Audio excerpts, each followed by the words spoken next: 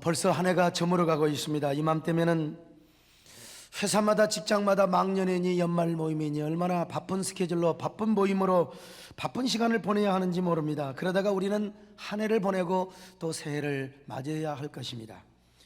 이런 일을 앞으로 수십 번 반복하게 되면 우리 인생은 서산으로 지는 해가 될 것이며 땅속에 묻히는 존재가 되어버리고 말 것입니다. 그러기에 우리는 연말을 맞이할 때마다 우리의 유한한 인생을 생각하지 않을 수가 없습니다. 이러한 생각과 함께 우리는 지나온 한 해를 어떻게 살아왔는가를 반성하는 시간도 가져봐야 할 것입니다. 특별히 우리 그리스도인들은 하나님 앞에 어떤 청지기의 사명을 감당하며 살아왔는가, 과연 우리는 지혜로운 청지기의 사명을 감당하며 살아왔는가, 우리는 반성하는 시간을 가져야 합니다. 본문은 불의한 한 청지기가 소개되고 있습니다. 이 불의한 청지기는 주인의 재물을 마구 허비하고 있었습니다. 그런 주인의 소중한 재산을 불의한 청지기가 마구 낭비하고 속여먹고 막 가로채고 있었습니다. 어떻게 모은 재산인데 말이죠. 그래서 이 소문은 결국 주인에게까지 들려졌습니다. 주인이 청지기를 불렀습니다. 이 사람아, 내가 자네를 믿고 모든 재산을 맡겼는데 나에게 들리는 너의 소문은 어찌하여 이렇게 흉치가 단 말인가? 이 소문이 만약에 사실이라면 네가 나에게 그럴 수 있단 말이냐? 내가 너를 믿고 세웠는데, 그러므로 내가 권리하던 회계장부를 가져와 봐라. 만일 소문이 사실로 드러날 때는 너는 청지기 직무를 계속할 수가 없을 것이다. 청지기가 속으로 생각을 합니다. 만약에 주인이 내 청지기 직분을 박탈해버리면 내가 어떻게 살아간단 말인가? 땅을 파자니 빌어먹고, 땅을 파자니 힘이 없고 빌어먹자니 내가 창피해서 어떻게 살겠단 말인가? 이렇게 곤경에 처해 있던 불의한 청지기에게 한 생각이 떠올랐어요. 청지기는 무릎을 치면서 탄성을 질렀습니다. 내가 할 일을 알았다. 할 일을 알았어.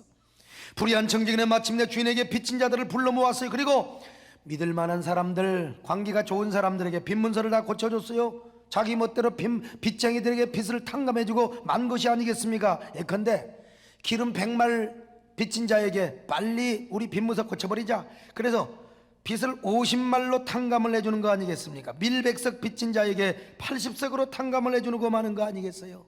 사문서를 위조해버렸어요. 자신의 주인의 것을 가지고 자기 마음대로 선심을 써버린 게 아니겠습니까? 왜 불의한 청지기가 이런 일을 하고 말겠어요? 자기가 주인의 청지기로 재직하고 있을 때 믿을 만한 빚쟁이에게 선심성으로 탕감을 해주면 자기가 청지기로부터 잘려요. 전긍긍하며 빌어먹는 신세가 될 때 탕감해준 빚쟁이들이 자기에게 이렇게 선심으로 선물을 해줬으니까 응분의 보상을 해줄 것이 아니겠느냐는 속셈 때문에 이런 짓을 하고 있는 것입니다. 바로 주인은 이 점을 칭찬하고 있는 겁니다. 물론 이 비유에서 주인은 주님을 상징하고 있습니다만은 주인이 이 옳지 않는 청지기가 이를 지혜 있게 하는 것을 보고 칭찬하고 있는 것입니다. 오늘 8절을 다 같이 읽어보겠습니다. 같이 읽습니다. 시작. 주인이 이 옳지 않는 청지기가 이를 지혜 있게 하였으므로 칭찬하였으니 이 세대의 아들들이 자기 시대에 있어서는 빛의 아들들보다 더 지혜로움이라. 이래 말하고 있습니다. 여러분, 어떤 사람은 이렇게 물어볼지 모르겠어요. 아니, 주인이 이 불의한 청지기 도둑놈을 칭찬하시다니요? 도대체 이 불의한 청지기가 무엇을 잘했길래 주인이 칭찬을 한단 말입니까? 이건 도대체가 이해가 되지 않습니다. 물론 그렇습니다. 지금 이 불의한 청지기는 주인을 속였습니다. 주인에게 엄청난 손해를 끼쳤습니다. 사문서를 위조했고 주인의 재산도 엄청나게 죽을 내버리고 말았습니다. 그럼에도 불구하고 주인은 이 불의한 청지기를 칭찬했습니다. 왜 칭찬했습니까? 무엇을 칭찬했습니까? 불의한 청지기의 지혜를 칭찬한 겁니다. 행동을 칭찬한 것이 아닙니다. 8절 상반절을 다시 한번 읽어봅니다. 시작. 주인이 이 옳지 않는 청지기가 이 일을 어떻게 했다고요? 지혜 있게. 할렐루야. 그렇습니다. 주인은 불의한 청지기의 행동 자체를 칭찬한 것이 아니요, 오늘 그렇다면 기독교의 말씀, 하나님의 말씀이 윤리적으로 도덕적으로 문제가 생기는 겁니다. 주인은 청지기 지혜, 그것을 칭찬한 겁니다. 그러니까 이 불의한 청지기를 향한 칭찬은 진실한 칭찬이라기보다 역설적인 칭찬이요, 또 반언법적인 칭찬이라고 이해하면 좋을 겁니다. 그리고 이 칭찬은 누구를 염두에 두고 하는 칭찬이냐? 우리 예수 믿는 그리스도인들을 염두에 두고 빗대어서 하는 칭찬이라고 할 수 있어요. 우리 그리스도인들을 겨냥하고 비꼬아서 칭찬하는 뼈아픈 칭찬을 주님이 우리에게 말씀하고 있는 겁니다. 바로 주인은 불의한 청지기의 지혜를 칭찬하고 나서 다음과 같이 말씀하고 있어요. 8절 하반절 다시 한번 읽어봅니다. 시작. 이 세대의 아들들이 자기 시대에 있어서는 빛의 아들들보다 더 지혜로움이니라. 예수 믿는 사람보다 믿지 않는 세상 사람이 훨씬 더 지혜로운 것을 우리에게 말씀하고 있습니다. 사실은 불의한 청지기가 얼마나 야비한 수작을 부렸습니까? 주인을 속이고 사기를 쳤습니다. 그러나 그 모든 일은 자신의 미래를 위해서 먹고 살라고 한 짓이다 이 말입니다. 쉽게 말하면 선심성으로 사기를 쳤습니다. 나중에 자기가 청지기 자리에서 쫓겨나 빈털터리가 되었을 때 빚쟁이들에게 조금이라도 받아먹으려고 지금 잔꾀를 쓴 겁니다. 계략을 쓴 겁니다. 그래서 예수님은 그런 행동을 칭찬한 것이 아니라 미래, 당면한 자신의 먹고 살 미래를 위하여 아주 처세하는 그 지혜, 이 지혜를 주님이 지금 칭찬하고 있는 겁니다. 여러분, 우리 여기서 예수님이 말씀하시고 있는 이 예수님의 내면의 의도를 잘 파악할 수 있어야 돼요. 주님이 지금 무슨 말씀을 하려고 하느냐, 주님이 내면의 동기, 주님의 내면의 중심을 간파할 수 있어야 된다 이 말이에요. 여기서 예수님은 우리에게 무슨 말씀을 하려고 하느냐, 오늘날 세상 사는 사람의 모습을 보면 예수 안 믿는 사람이 믿는 사람보다 훨씬 더 지혜롭다는 사실을 말씀하고자 하는 것입니다. 그리스도인보다 난 크리스찬들이 훨씬 더 지혜롭고 영악하다는 사실을 말씀하고자 한 것입니다. 어떤 면에서 그렇습니까? 자신의 미래를 생각하고 자신의 장래를 준비하는 면에서 예수 안 믿는 사람이 우리보다 훨씬 더 지혜롭다는 사실을 우리에게 뼈아픈 교훈으로 말씀하고 싶어 하시는 것입니다. 이런 근본적인 토대 위에서 주님의 교훈이 시작됩니다. 그 교훈이 뭡니까? 미래는 청지기가 되지 말고 지혜로운 청지기가 되라. 지혜로운 청지기가 무엇입니까? 자신의 미래를 준비하며 살아가는 청지기. 오늘 현실에 아웅다웅만 하지 말고 미래를 계획하고 준비하는 청지기가 되라고 오늘 주님 말씀하고 있습니다. 그렇습니다. 오늘 주님께서는요, 신앙생활의 지혜가 뭐냐? 미래를 계획하고 준비하는 것이다. 오늘 우리도 정말 하나님께서 살아계시고 하나님의 신실하신 자존심을 믿는다면 그 하나님 앞에 우리도 미래를 위하여 거룩한 믿음에 투자를 하며 우리가 하나님의 거룩한 눈물의 씨를 뿌리며 사는 것이 진정한 지혜로운 믿음의 삶인 줄로 믿으시기를 바랍니다. 정말로 우리가 하나님이 살아계시고 정말 그 믿음을 가지고 있고 천국과 지옥이 확실하게 믿는다면 우리가 여러분 왜 현실 문제만 가지고 아웅다웅하며 불평하느냐 이 말이에요. 적어도 더 나은 미래를 위하여 믿음의 거룩한 투자를 하며 영원한 천국의 삶을 위하여 여러분 거룩한 눈물의 씨앗을 뿌리며 살아가는 게 믿음의 생활이 아니겠습니까? 바로 그렇게 투자하는 삶을 오늘 성경에서 뭐라고 그럽니까? 지혜로운 청지기의 삶이라고 말씀하고 있습니다. 여러분은 한 해를 살아오면서 2007년을 어떻게 살아오셨습니까? 다가오는 먼 미래를 위하여 투자하지 못하고 하루하루를 소비하며 낭비하는 인생을 살아오지는 않으셨습니까? 올 한 해를 정리하는 마음으로 우리 한번 반성하며 하나님 앞에 기도해야 될 겁니다. 주여, 지혜로운 청지기가 되게 하여 주시옵소서. 미래를 준비하며 믿음을 투자하면서 지혜로운 청지기의 삶을 살게 하여 주시옵소서. 오늘 본문은 이러한 지혜로운 청지기의 삶을 몇 가지로 설명을 해주고 있습니다. 첫째로 주님은 지혜로운 청지기란 뭐냐? 미래를 위하여 불의한 재물로 친구를 사귀는 것이라고 말씀하셨습니다. 오늘 9절에 보니까 내가 너희에게 말하노니 불의의 재물로 친구를 사귀라. 그리하면 그 재물이 없어질 때에 그들이 너희를 영주할 처소로 영접하리라고 말씀하고 있습니다. 보십시오. 주님은 불의할 재물로 친구를 사귀라고 했습니다. 이 말씀은 직설적인 말씀이라기보다 교훈적으로 하신 말씀이요. 그러니 여기서 친구는 누구를 말합니까? 예수 그리스도 자신을 말합니다. 그러므로 이 말씀은 뭐냐? 불의의 재물로 누구를 사귀느냐? 예수님 좀 사귀라 이 말입니다. 이 세상에서 의로운 재물은 원칙적으로 없습니다. 왜냐하면 다 사실은 어느 면에서 이 세상 재물은 불의하다고 할 수 있어요. 돈은 돌고 돌거든요. 순간적으로 깨끗한 것 같지만 이 돈이 어디서 나왔느냐? 다 이게 불의한 조직의 검은 커넥션을 통하여서 나왔는지, 아니면 매춘부의 손을 통해 나왔는지, 아니면 또 어떤 폭력배의 손을 통해서 나왔는지, 우리가 아무리 깨끗하게 돈 벌어서 월급 받았다 할지라도 그 돈이 유통하는 과정에 있어서 여러분 다 깨끗하다고 볼 수는 없을 거예요. 또한 뭡니까? 이 세상에 사는 사람이 다 죄인이라 이 말이요. 죄인의 손을 거쳐서 돌고 돌았기 때문에 이 세상의 돈은 100% 깨끗하다고 말할 수는 없을 것입니다. 아마 이따가 여러분 다 헌금하게 될 텐데 그 돈이 여러분 어느 경로를 통해서 어떤 유통 과정을 통해서 왔는지, 그런 의미에서 아마 오늘 이 세상 물질을 불의의 재물이라고 이야기한지도 모르겠습니다. 그렇다고 해서 물질 자체를 더럽다고 얘기해서는 절대로 아니 됩니다. 물질은 더러운 것은 아닙니다. 그것이 선하게 쓰여지면 그 물질은 선한 것이 되는 겁니다. 하루는 은행에 돈들이 다 모였는데 지들끼리 서로 막 이야기 들어다가 싸웠어요. 막 1,000만 원짜리 5천만 원짜리 막 1억짜리 수표들이, 너는 지금까지 어디서 굶을다가 왔느냐고 물어봤어요. 그들이 다 대답하기를 우리는 맨날 술집이나 카지노나 도박판이나 제발 회장의 손에서 놀다가 왔다고 말이야. 이번에는 100만 원짜리 수표에게 너는 지금까지 어디서 굶을다 왔느냐? 아, 나는 말이여 저 강남의 아파트 아줌마들 미장원이나 백화점을 돌다가 왔다고만. 그러자 10만 원, 만 원짜리는 뭐라고 고백한 줄 아십니까? 나는 막 기껏해야 뭐 모란시장이나 동네 슈퍼에서 돌다가 왔다. 그러니까 이게 1,000원짜리한테 물어봤어요. 저 은행 구석구석에 꼬기작 구겨진 1,000원짜리에게 야, 니는 어디서 굶글다 이렇게 굴다 왔느냐? 그러자 이렇게 말했어요. 아이고, 나는 말이야 교회 헌금 주머니만 왔다 갔다 왔단 말이야. 교회 헌금 주머니만 그냥 돌다 왔다. 하도 헌금 주머니만 들어갔다 나갔다 해서 이렇게 얼굴이 완전히 구겨졌다. 그러자 그냥 그 수천만 원짜리 수표들이 막 항의를 하는 거야. 야, 그렇다면 우리는 더럽고 니네들은 의롭단 말이야. 그래서 몸싸움을 했다는 얘기 여러분 텔레비에 많이 나오죠. 아무튼 주님은 이런 불의의 제물로 누구를 사기라고 했느냐? 친구를 사기라고 했어요. 여러분요, 친구. 근데 이따가 헌금할 때 너무 1,000원짜리만 고생시키지 마시기를 바랍니다. 주님께서는 재물이 없어지는 날 우리를 영원한 축복의 길로 인도해 주신다는 것 아니겠습니까? 옛말에 귀신은 경문에 막히고 사람은 인정이 막힌단 말이 있어요. 우리 인생도 살다 보면 어려움 당할 때 있습니다. 정말 앞뒤가 막힐 때가 있어요. 그럴 때는요, 우리가 뭐 무슨 기부를 하고 뭐 우리가 세상에 좋은 일하고 다 기억나지 않습니다. 그렇다고 누가 나에게 돌려주는 것도 없어요.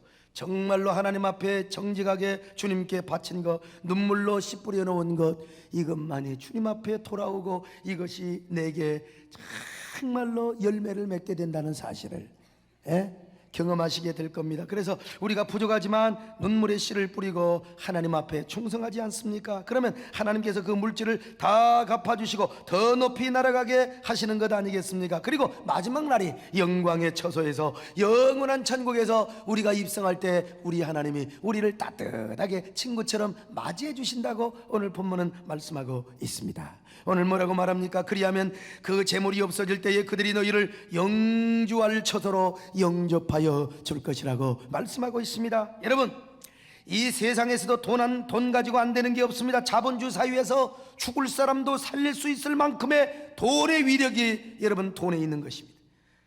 돈을 여러분이 안 가져봐서 돈의 위력을 여러분이 느껴보지 못해서 그런 거예요. 그래서 사람들은 그렇게 악착같이 돈을 벌려고 하는 거 아니겠습니까? 그런데 예수님은 이런 재물로 한번 나를 사겨보라 이겁니다. 다시 말하면 11조로 사겨보고 감사헌금 사겨보고 건축헌금으로 사겨보고 선교헌금 기타 여러가지 구제헌금으로 여러분 주님과 친해보라 이 말이요, 아낌없이 투자하고 가까워보자 이 말이요. 그러면 이 물질이 우리 예수님과 더 가까운 친구 관계로 만들어줄 것이며 어려울 때 우리를 구원해 주시고 영원한 천국에서 우리를 맞이해 줄 것을 오늘 성경은 약속해주고 있습니다. 아무리 내가 물질이 불의하다 할지라도, 내가 가진 물질이 불의하다 할지라도 하나님 앞에 드려진 순간 이 물질은 거룩한 물질로 하나님이 성화시켜 주는 겁니다. 그러니까 그 물질이 우리와 주님 사이를 가깝게 만들고 친구 사이가 되게 해줍니다. 그리고 내가 어려움을 당하고 물질 문제로 고생하고 있을 때 주님이 더 큰 물질로 하나님이 갚아 주시고 축복을 부어 주신다는 겁니다. 여러분, 그렇다면 2007년도 어떻게 살아오셨어요? 불의의 제물로 예수님께 막 투자하고 성실하게 바친 사람, 여러분 예수님과 굉장히 친해졌을 겁니다. 더 큰 복을 받았을 겁니다. 그런데 괜히 막 주님 것 떼먹고 자기 욕심만 채우고 자꾸 그냥 주님 것을 내 것이라고 고집하면서 띵땅 부린 사람은 여러분 주님하고 좀 멀어졌을걸요? 이상하게 자꾸 뒷자리만 앉게 되고 목사님하고 인사도 안 하고 저쪽 계단으로 내려가 버리고 엘리베이터 타고 저 위에서 가버리고. 지난 금요철 기도 때 손학풍 목사님이 오셔서 말씀을 해주셨습니다. 손학풍 목사님은 제가 백암교회 시절 땅을 사기 위해 돈을 구하는 등 저를 여러모로 도와주신 손병의 집사님의 친동생입니다. 이 목사님은 성경한대 법대를 졸업하시고 옛날에 성경한대 법대 졸업하시고 목사 되시면 훌륭하십니다, 여러분. 그런데 그분이 우리 교회 와서 이런 간증을 하시는 겁니다.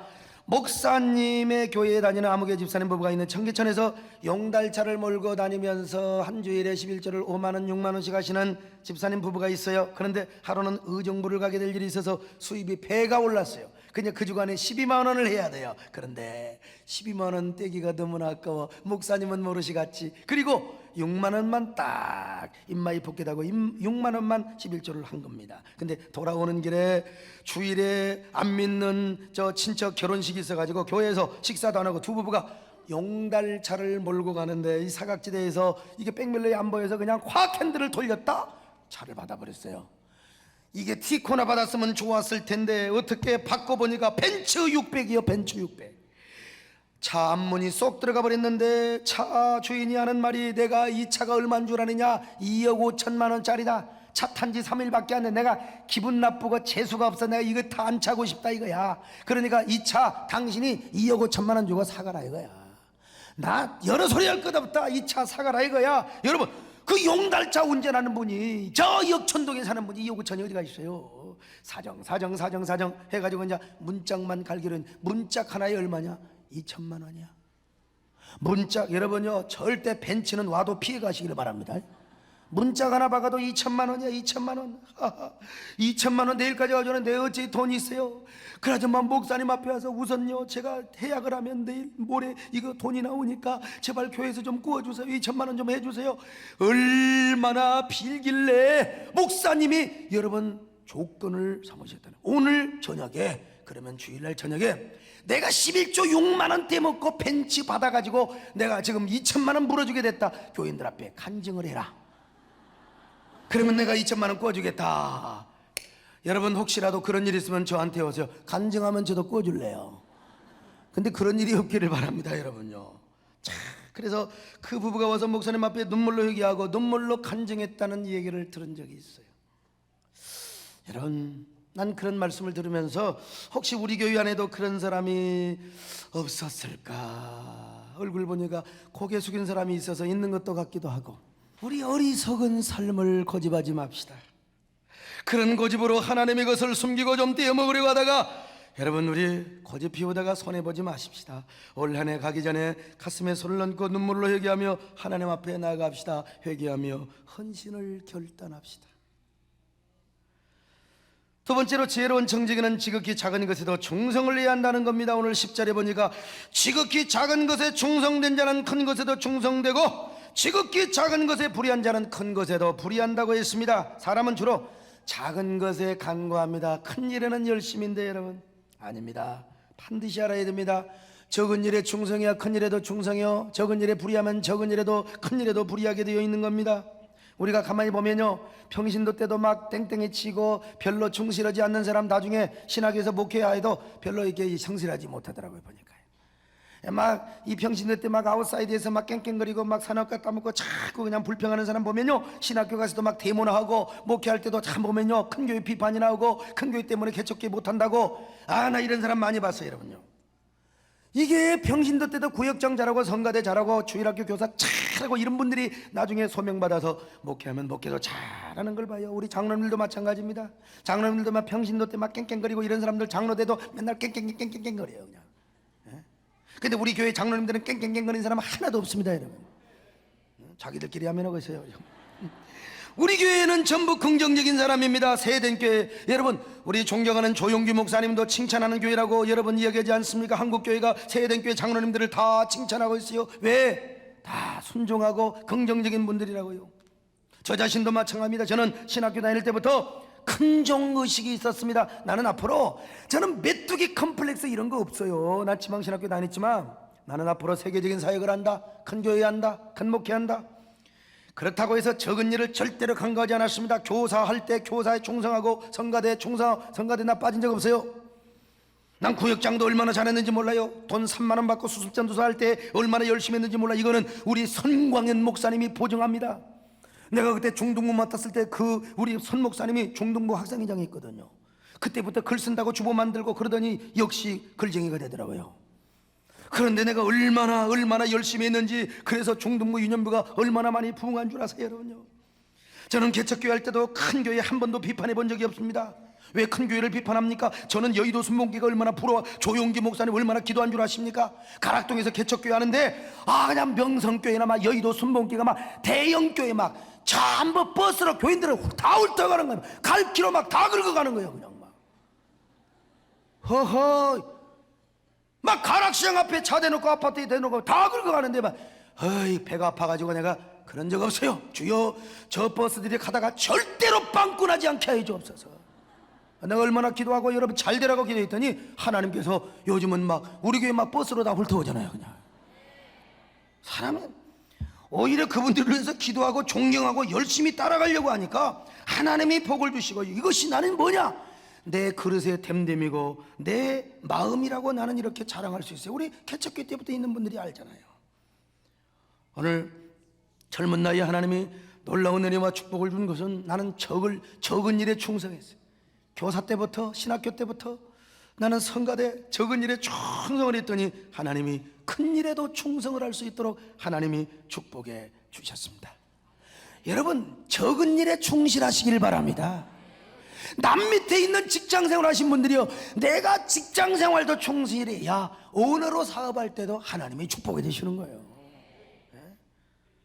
세 번째, 마지막으로 지혜로운 청지기는 오직 하나님만 섬긴다고 했습니다. 지혜로운 청지기는 오직 하나님만 섬긴다고 말씀하셨어요. 자, 오늘 누가복음 16장 13절 자 나옵니까? 시작. 집 하인이 두 주인을 섬길 수 없나니 허기를 미워하고 저를 사랑하거나 허기를 중히 여기고 저를 경히 여길 것이니라.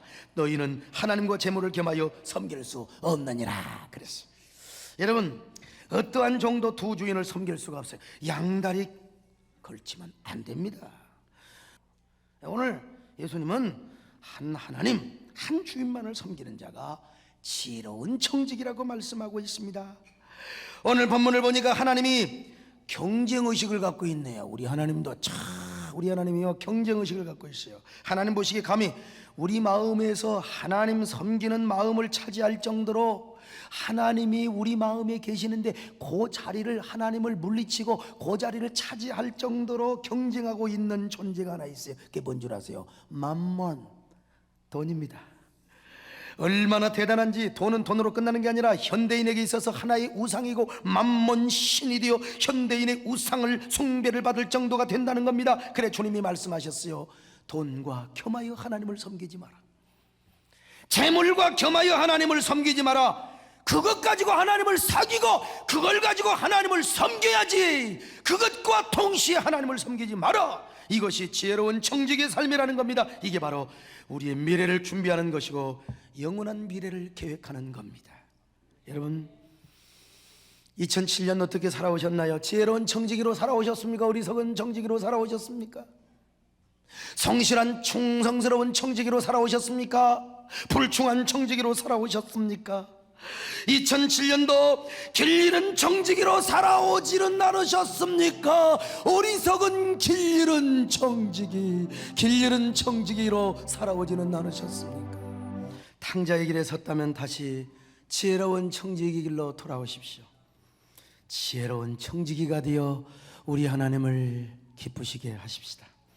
여러분, 인생의 미래와 영원한 천국을 위해 믿음의 투자를 하고 지혜로운 청지기가 되어 보십시오. 그래서 불의의 제물로 예수님을 사귀고 적은 일에 충성하시고 오직 하나님만 섬기는 아름다운 여러분 되시기를 주님의 이름으로 축원합니다.